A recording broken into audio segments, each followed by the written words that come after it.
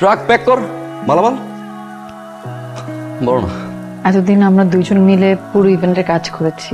কালকে শেষ দিন, মেইন ওয়েডিং, আর শেষটাতে তুমি থাকছো না। থেকে গেলে ভালো হতো। না না না না না না, তোমার থাকতে হবে না। You have to be there. Political event, it's a big event. তোমার ক্যারিয়ারের জন্য এটা অনেক বড় প্লাস পয়েন্ট। তুমি যাও। ওয়েট ওয়েট ওয়েট, আমি কাকে এই জ্ঞানগুলো দিচ্ছি? অলরেডি আপনি একজন স্টার ইভেন্ট অর্গানাইজার।